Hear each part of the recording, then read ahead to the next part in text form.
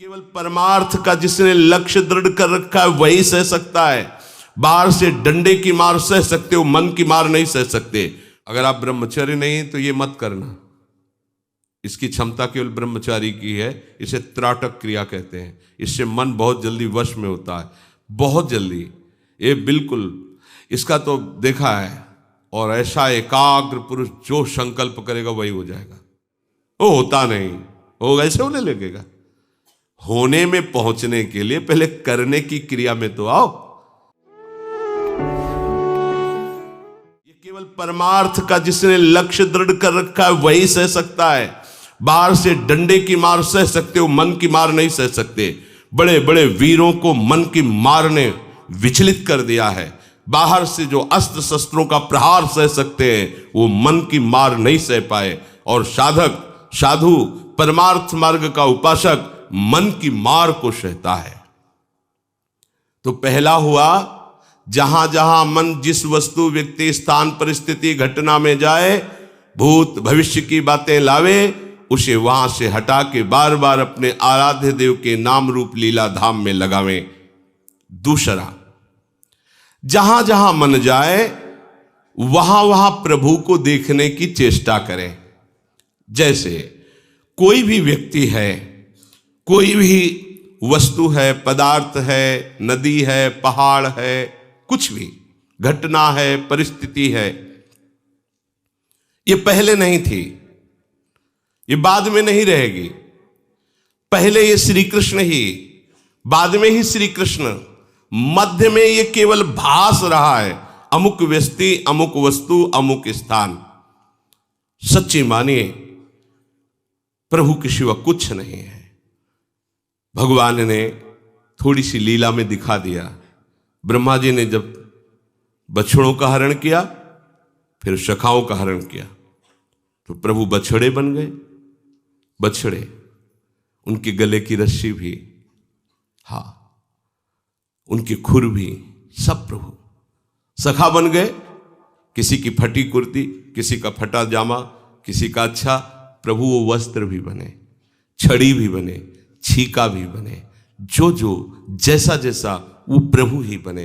और 1 वर्ष तक बछड़े और सखाओं के अनंत रूप धारण कर ब्रज में विचरते रहे। कोई नहीं जान पाया, बलराम जी जाने, क्योंकि भगवान के स्वरूप है।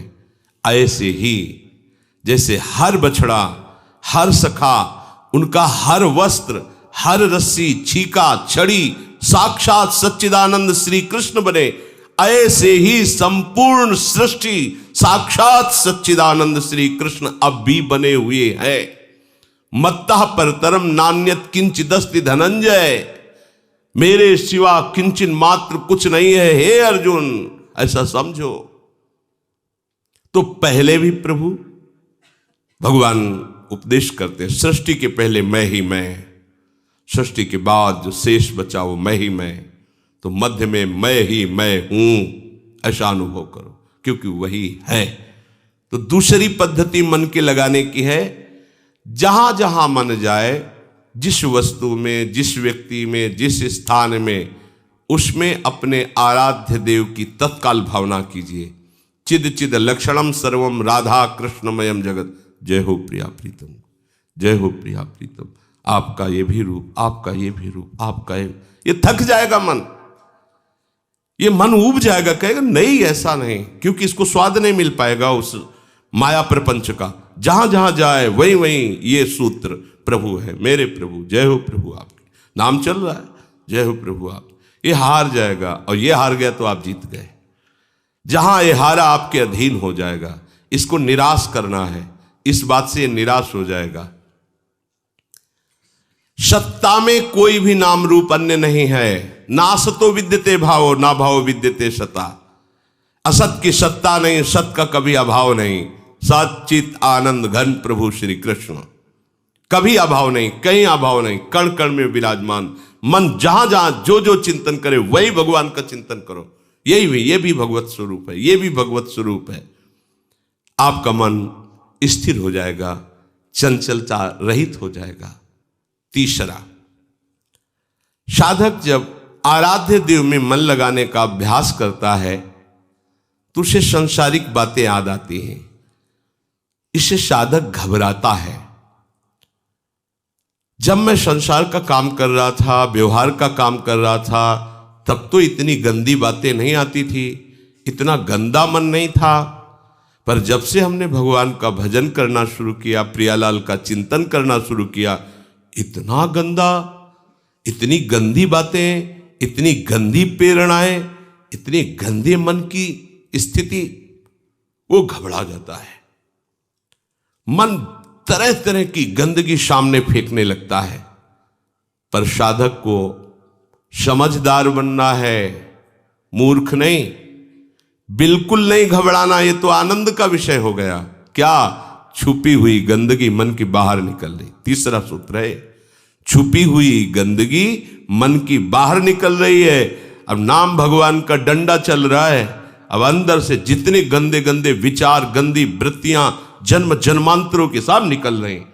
आपको लगता है जीवन में मैंने ऐसा कभी नहीं किया, फिर ऐसी बात क्यों आ रही है? जीवन में मैंने ऐसा नहीं सोचा, फिर ऐसी बात क्यों आ रही? एक जीवन की तुम जानते हो, अनेकों जीवन के संस्कार इसमें भरे हुए हैं। जब साधक का उद्देश्य भगवत प्राप्ति बन गया तो विश्वास करो, अब उसके अंदर ये गंदी वृत्तियां प्रवेश नहीं कर सकती। तो ये आई कहां से? जमा है। नाम जब चल रहा है, अब निकल रही हैं ये गंदी बातें, गंदा चिंतन। और अगर आप चूक कर गए तो गंदी वैसी क्रियाओं में उतार देगा।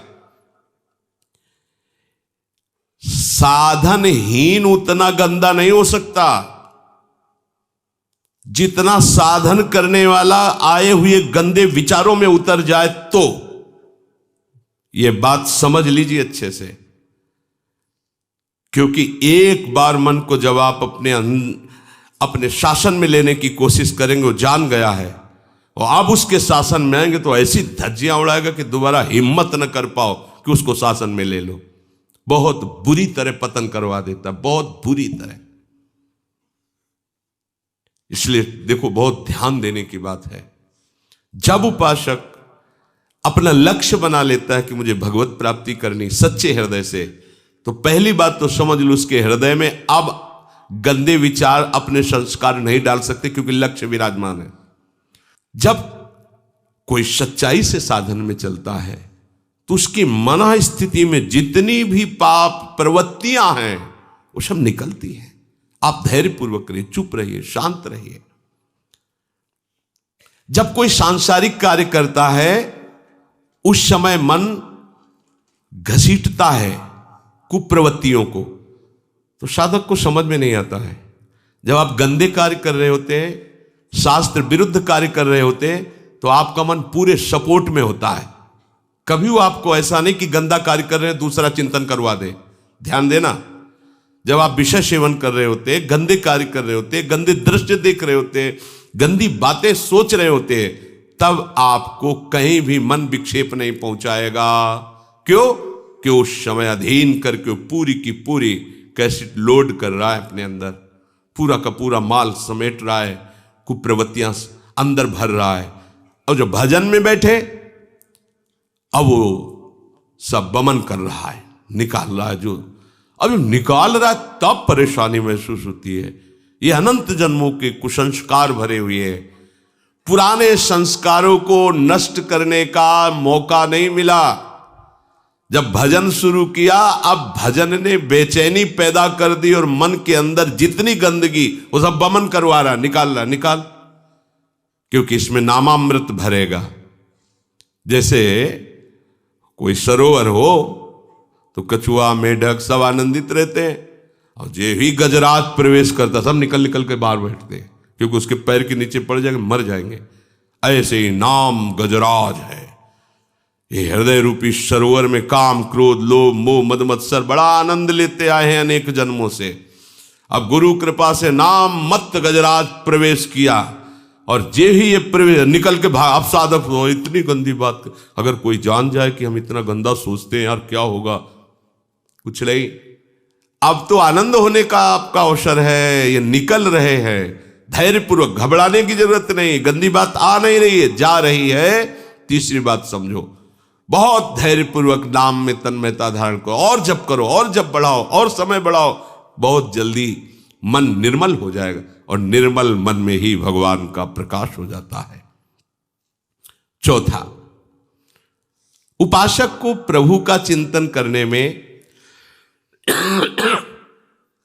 कठिनता इसलिए जान पड़ती है कि उसने अपने को शरीर माना है और अपने सुख का हेतु संसार माना है। एक एक शब्द पर ध्यान दीजिए। अपने को शरीर माना है और अपने सुख का हेतु संसार माना है। इसलिए जो प्रभु का चिंतन करना चाहता है तो हमारा माना हुआ चिंतन प्रभु का चिंतन नहीं होने देता, क्योंकि हमने माना है मैं अपने को शरीर हूं, तो हमारा भोगों का चिंतन, विषय का चिंतन, शरीर का। कभी परिवार के जन उतने प्रिय नहीं लगे। जिस दिन भजन का लक्ष्य बनाया उसी दिन से रोना आने लगा अपने परिवार की याद करके। क्या हो रहा है? परिवार के बीच में रहकर उनको कभी प्यार नहीं किया, लेकिन ये एकांत रहकर जब प्यार प्रभु से करने चले तो ये क्या हो रहा है? बोले मोह ने अपना जाल फेंका। वो रो रहा है, दिखाई देता है। एक दिन हुए उसको आए, वो मूर्छित हो रहा है। मम्मा, अपने अम्मा के लिए मूर्छित। हाँ, ये कोई आश्चर्य के मोह ने ये हर विकार अपने अस्त्र शस्त्र तैयार लिए खड़े। अच्छा, तो निकलना चाहता, फेंका मोह ने जाल। एक बार अपनी मम्मी को देख ले बस, ऐसा। फिर काल ने ऐसा रौंदा, एक बार के बाद वापस ही ले। ये ऐसा विवर है, ऐसी गुफा है माया की, जिसने प्रवेश कर गए वो वापस नहीं आया। पता नहीं क्या हो गया, अनंत जन्मों से भटकते ही रह गए और कभी वापस ले आ पाए। प्रभु के मार्ग में चलने वाले उपासक को बड़ा धैर्यवान होना चाहिए, समझना चाहिए कि मैं वही हूं। फिर एक ये वृत्ति क्यों आ गई, इतनी ममता क्यों आ रही है, इसका मतलब मुझे फंसाया जा रहा है, पर साधक समझ नहीं पाता। जब ध्रुव जी तन्मय होने लगे भगवत चिंतन में, तो आवाज आई, बेटा मेरी रक्षा करो, बेटा मेरी रक्षा करो। तो हल्की से आंख खुली, देखा यक्ष उनकी माता को जबरदस्ती लिए जा रहे हैं, और उनकी माता कह रही, ये दृश्य देखा, बेटा मेरी रक्षा करो। तो उन्होंने विचार किया, महाराज पिताश्री उत्तानपाद के होते हुए हमारी माता का अपहरण यक्ष कैसे कर सकते हैं? और दूसरी बात, मैं भगवान की शरण में हूं, तो मेरी माता असुरक्षित कैसे हो सकती है? इसका मतलब ये कोई माया जाल है जो मुझे मेरी निष्ठा से हटाने जा रहा। नहीं, पुनः आंख मूंद ली और भगवत प्राप्ति की। कई तरह से माया आपको विचलित करने की चेष्टा करेगी, ये साधक नहीं समझ पाता। बहुत विचित्र है, बहुत विचित्र। अति सय प्रबल देव तव माया, बहुत प्रबल माया है। छूटे राम करो जब दाया, लेकिन तो समझे भी नहीं आता कहां से हम फंस गए, फिसल के वही खड़े हो गए।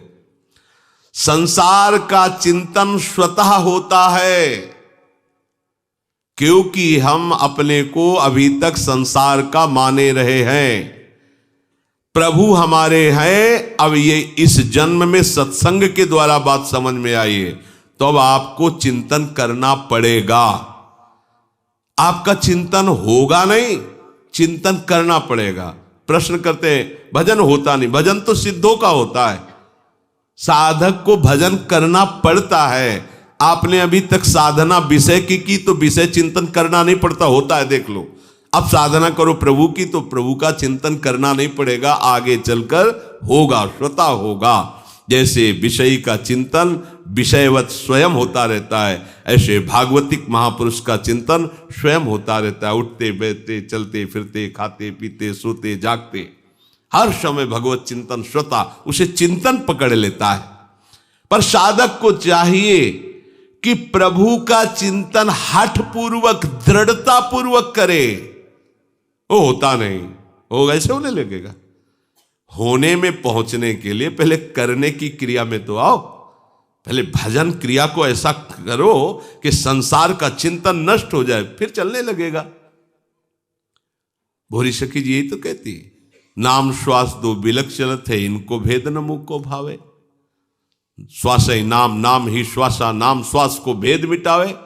फिर रोम रोम और रग रग बोले तब कुछ स्वाद नाम को पावे। ऐसे नहीं, महापुरुषों को देखो हर समय विठल विठल विठल केशव विठल विठल विठल, कोई राम राम राम, कोई श्याम श्याम श्याम, राधा राधा राधा। ये ऐसे थोड़ी स्थिति को प्राप्त हो गए कि आठों पैर नाम स्वतः ही चल रहा है। उपासक को चाहिए कि बार बार वो ये चिंतन करे मैं प्रभु का हूं, प्रभु मेरे, प्रभु के सिवा मेरा कोई नहीं, और भजन करने का दृढ़ता पूर्वक हठ पूर्वक अभ्यास करे। अभ्यास, जब तक अभ्यास आपका दृढ़ नहीं हो जाएगा तब तक भजन होने में नहीं आएगा। दीर्घकाल निरंतर सत्कार सेवितो दृढ़ भूमि, पातंजलि जी कह रहे हैं। बहुत लंबे समय तक निरंतर सत्कार पूर्वक, सत्कार नाम के समान केवल नाम है, नाम के समान त्रिभुवन की कोई संपत्ति नहीं। तो कोई भी संपत्ति हमारे सामने आ रही हो हम नाम नहीं छोड़ेंगे, कोई भी विपत्ति आ रही हो हम नाम नहीं छोड़ेंगे। ये नाम का सत्कार है। हम कितना सत्कार करते हैं। फालतू में बैठे व्यर्थ का चिंतन घंटों करते रहेंगे, हमें पश्चाताप नहीं होगा कि हमने नाम जो गुरुजी ने दिया है उसका विस्मरण कर दिया।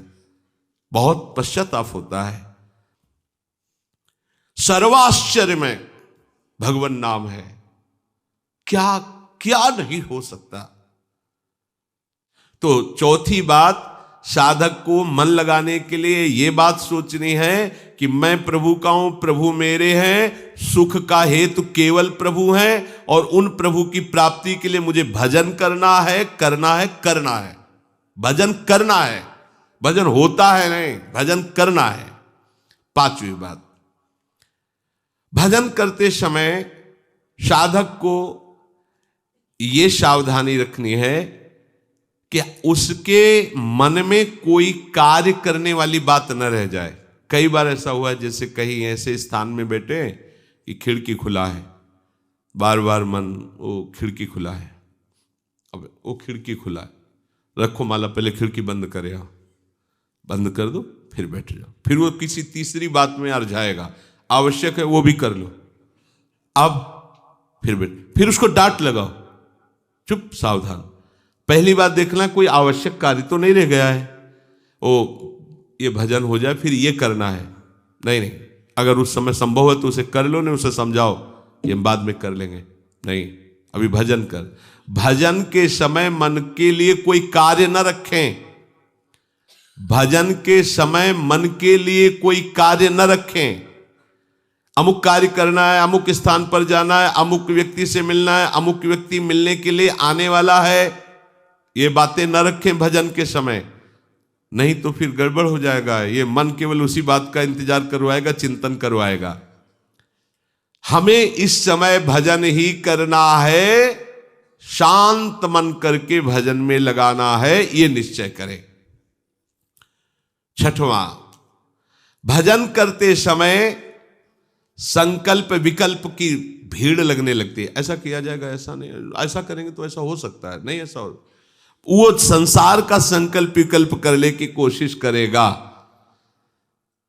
बस आपको सावधान रहना है। ये संकल्प विकल्प काटने के लिए बहुत बढ़िया उपाय है जो अपने लोगों ने भी किया था। शरीर स्वस्थ है तो सब लोग कर सकते हैं। सावधानी पूर्वक जैसे स्वस्थ आसन में, सुखासन में बैठे, वो नाक पकड़ने की जरूरत नहीं, श्वास लंबी खींचो, ऐसे खींच के फिर छोड़ दो, फिर लंबी खींचो। बिल्कुल अनुभव किया हुआ, लाखों बार का है ये, लाखों बार किस लिए इसी में लगे ही रहे, लाखों बार का अनुभव है। भजन करने के पहले शांत बैठो, फिर लंबी सांस खींचो, कुछ पकड़ने की जरूरत नहीं, ऐसे, और फिर छोड़ दो पूरी। अगर हिम्मत है तो छोड़ने के बाद रोक दो, मंत्र चलाओ, एकदम प्राण व्याकुल हो, फिर लंबी खींचो, फिर छोड़ दो, बस फिर रोक लो। दूसरी प्रक्रिया, लंबी सांस खींचा, रोक लिया, मंत्र चलाओ, जब प्राण निकलने तो फिर छोड़ दिया, फिर लंबी सांस लिया, फिर अंदर रोक लिया। 2 प्रक्रियाएं, समझ गए? खींचा, छोड़ा, रोक दिया, जितने सेकंड रोक पाओ। फिर खींचा, छोड़ा, रोक दिया। दूसरी प्रक्रिया, खींचा, रोक दिया, फिर छोड़ दिया। बहुत जल्दी संकल्प विकल्प का नाश हो जाएगा। अब देखना, करके देखना।